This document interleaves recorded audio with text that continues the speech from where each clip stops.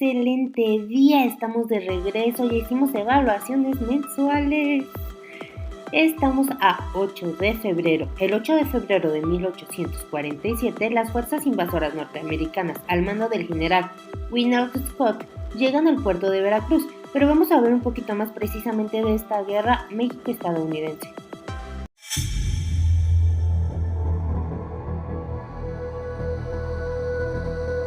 Cuando Estados Unidos aceptó a Texas como estado, México creyó que esto era un acto de guerra.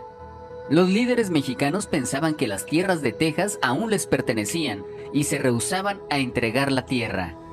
El presidente de los Estados Unidos, James K. Polk, ofreció comprar las tierras del norte de México, pero los líderes mexicanos no querían venderla. Fue entonces cuando el presidente Polk envió al general Zachary Taylor y a las tropas estadounidenses a marchar hacia el Río Grande para forzar a los soldados mexicanos a regresar al sur hacia su país natal. El 8 de mayo de 1846, una gran batalla comenzó en Palo Alto, al sur de Texas. El 13 de mayo de 1846, el Congreso de los Estados Unidos le declaró la guerra a México. Una vez más, Texas estaba en guerra contra México, pero esta vez, Texas era parte de los Estados Unidos, así que no estaba solo en esta pelea. Los guardabosques de Texas eran un grupo especial de hombres que tenían un rol importante en la guerra, defendiendo a Texas de peligros. Ambos, los mexicanos y los estadounidenses, sentían que tenían la razón. Ambos grupos estaban determinados a ganar la guerra. Los Estados Unidos ganaron muchas de las batallas y también intentaron en muchas ocasiones llegar a un acuerdo pacífico, pero no existía una manera de terminar la guerra fácilmente. En el otoño de 1847, el general Winfield Scott dirigió al ejército de los Estados Unidos y a los guardabosques de Texas hacia México. Invadieron la Ciudad de México. Los mexicanos estaban asombrados que los Estados Unidos hubiesen invadido su ciudad capital. Finalmente, todos acordaron en sentarse y hablar sobre cómo culminar la guerra. El 2 de febrero de 1848, oficiales mexicanos y estadounidenses se reunieron en un pueblito mexicano llamado Guadalupe Hidalgo, donde ambas partes acordaron en un tratado o acuerdo escrito concluir la guerra. Los Estados Unidos recibieron más de 500,000 de millas cuadradas de tierra, incluyendo a los actuales estados de California, Utah, Nevada y partes de Arizona, Nuevo México, Colorado y Wyoming. Los Estados Unidos acordaron pagarle a México $15 millones por las tierras. Finalmente, el Tratado de Guadalupe Hidalgo concluyó la guerra México-estadounidense.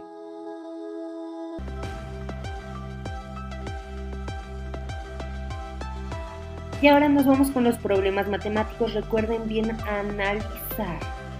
El primer problema dice: el padrino de una boda compró 10 botellas de champaña de 1 litro cada una para el banquete. Al abrirse, una botella se rompió. 5 botellas perdieron 1/8 de su contenido y otras 3 botellas perdieron 1/6 de litro. ¿Cuántos litros se aprovecharon y cuántas botellas me tendría que comprar el padrino para volver a tener 10 litros? Fíjense aquí, entonces vamos a ver 1 litro cuánto es. 1000 mililitros, ¿verdad? Entonces, si tengo 1000 mililitros en cada botella, pues voy a checar primero a cuánto equivale 1/8. Voy a dividir esos 1000 mililitros en 8 para saber cuánto es uno nada más y eso multiplicarlo por las 5 botellas. Y también voy a volver a dividir esos 1000 mililitros entre 6 y multiplicarlo por las 3 botellas. Ahora, ya que tenemos cuánto es lo que se desperdició, vamos a ver cuánto tenía en realidad las botellas, ¿verdad? Si yo tenía 10 botellas, entonces sería 1000 mililitros por 10 botellas para saber cuánto era y poder hacer la comparación. Cuánto debo de tener y cuánto se perdió, para que puedan contestar la segunda pregunta. Número 2. En una presa había almacenada agua por los 3/5 de su capacidad al principio de septiembre. De septiembre a diciembre llegó por los ríos agua por la 1/4 parte de su capacidad, pero se perdió 1/8 de la capacidad de la presa por evaporación y 1/10 por filtración. Además, se emplearon 1/5 de la capacidad de la presa para riego de tierras particulares y 1/8 para riego de tierras ejidales. ¿Qué fracción de su capacidad de agua tenía la presa al fin del año? Estas, si ustedes las van a hacer, es más o menos el mismo procedimiento de el número 1, ¿sale? Número 3. En mi grupo escolar, 2/3 son mujeres. Si el grupo tiene 33 alumnos, ¿cuántos son hombres? Vamos a hacer lo mismo. Vamos a poner primero a cuánto equivalen 2/3. Hay que dividirlo en tercios y luego multiplicarlo por 2 para podérselo restar a mi total. Y ahora sí continuamos con la actividad para iniciar el día. La actividad que vamos a realizar el día de hoy es precisamente la lectura. Van a leer la lectura El bosque del haiku y van a responder las siguientes preguntas. ¿Cuál haiku te gustó más? ¿Quién es el autor? ¿De qué trata el haiku que te gustó? ¿Y qué es un haiku? Esto lo podemos buscar tanto por internet como por nuestro diccionario. ¿Qué es un haiku? Me lo van a escribir bien. La lectura la encontramos en nuestro libro de texto gratuito de lectura, ¿sale? En la página 76 y 77.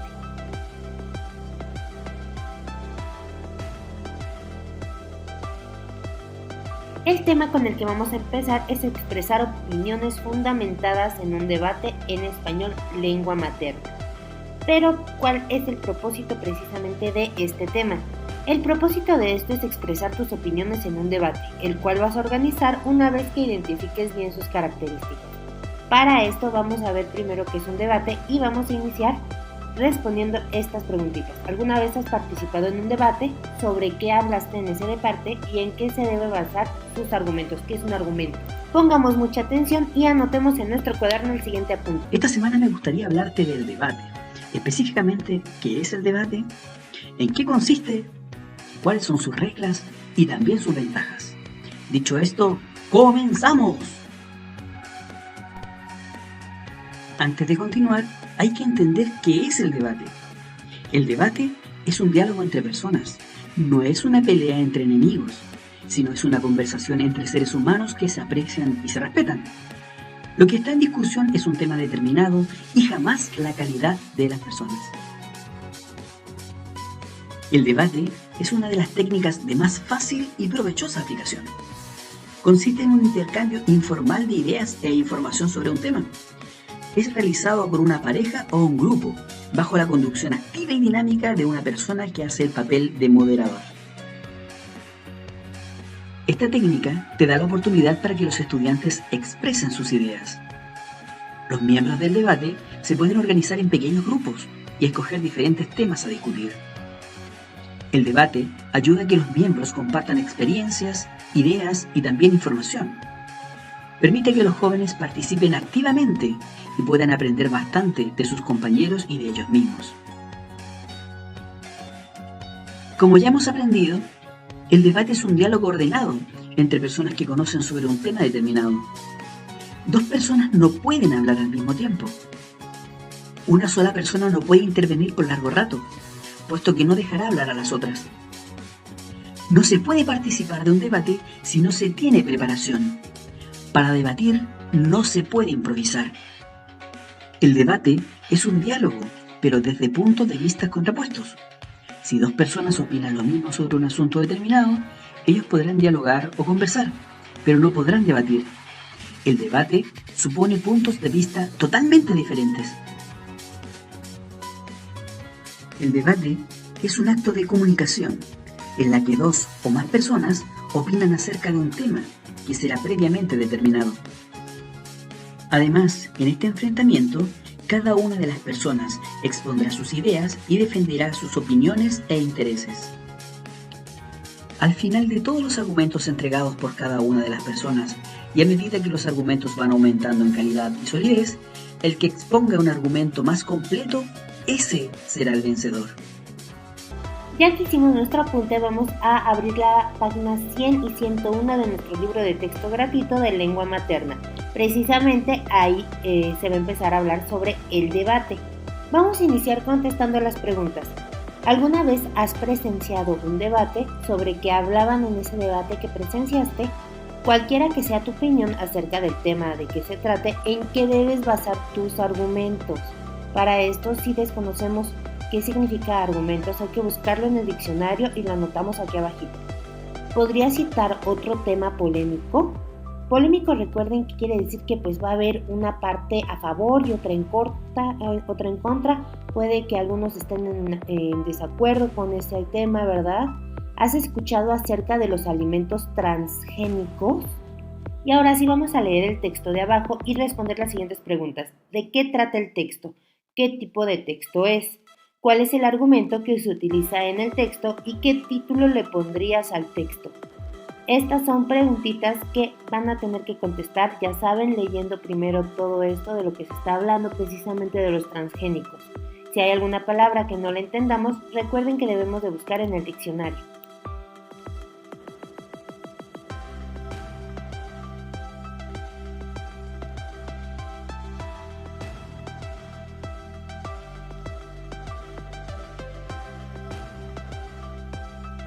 Ahora vamos a abrir nuestro libro de Ciencias Naturales en la página número 89.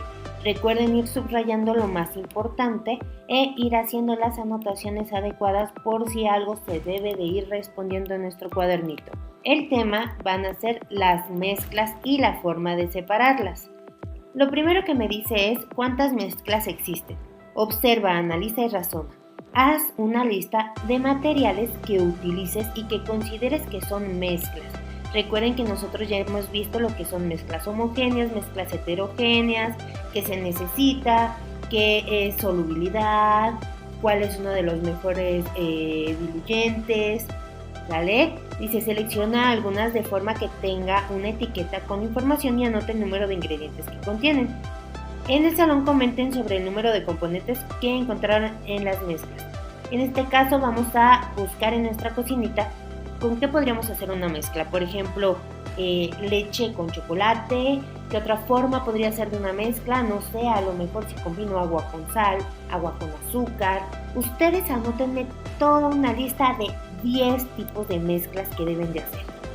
Ahora sí, ya que tengan su lista de 10 tipos de mezclas, vamos a poner cuántos componentes tiene una sola mezcla. La solubilidad tiene relación con esto y cómo. Recuerden que la solubilidad es la capacidad de un material o de una materia para poder diluirse en otra. En este caso, recuerden que un diluyente es el agua y por ejemplo, el azúcar tiene esa capacidad. Entonces, el azúcar tiene la capacidad de la solubilidad, quiere decir que es soluble.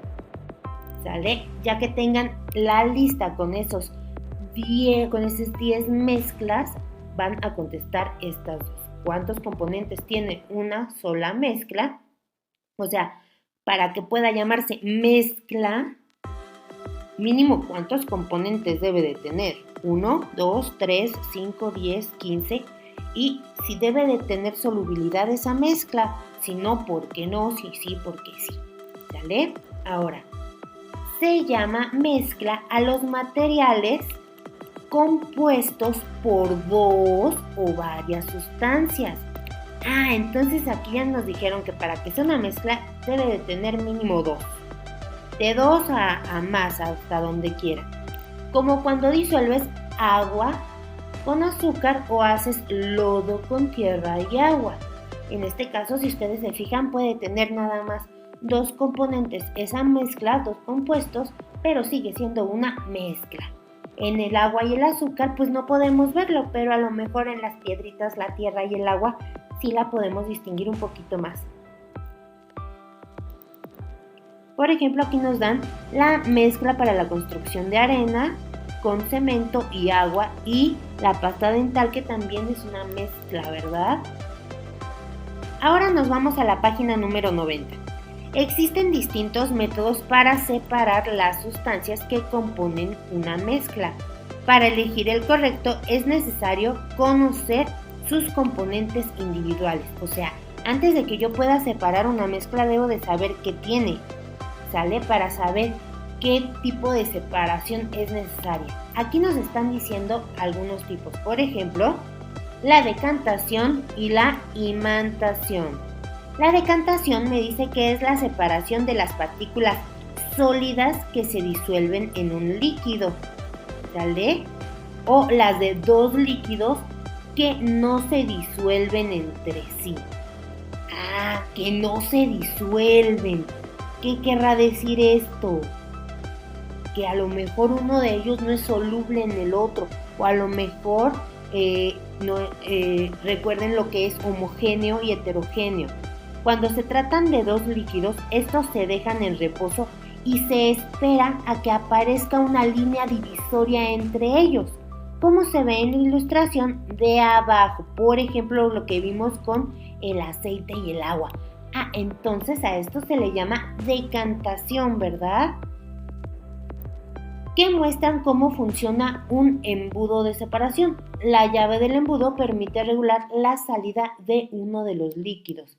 Si se fijan, este tipo de separación, que es por decantación, nos dice que hacen un embudo en donde obviamente ya vimos las propiedades, ya vimos que tienen diferente densidad y que mientras mayor densidad se van a separar obviamente, ¿verdad? Entonces el aceite se va para arriba, el agua se va para abajo y precisamente con la llave se va filtrando el agua. El filtrado del agua es un buen método para separar sus contaminantes, dependiendo del procedimiento de filtración y utilizando el tipo de contaminante, ¿sale? Dependiendo del tipo de contaminante. En ocasiones es posible obtener agua de buena calidad para ser reutilizada. Entonces vamos a poner qué es decantación. Pues es la separación de las partículas sólidas que no se disuelven en líquidos, o la de dos líquidos que no se disuelven entre sí. Estos se dejan en reposo y se separan y se espera a que aparezca una línea divisoria entre ellos. El filtrado de agua es un buen método para separar con los contaminantes. En este caso recuerden que nosotros vimos que un agua puede ser contaminada con muy poco, entonces esto nos puede ayudar para poder terminarla de separar precisamente de esos agentes contaminantes que la hacen ya no potable, ¿verdad? Dependiendo del procedimiento de filtración utilizado y el tipo de contaminante, obviamente. En ocasiones es posible tener agua de buena calidad para ser reutilizada. Luego nos dice la imantación. ¿Qué es la imantación? Bueno, primero que nada suena como imán, ¿verdad?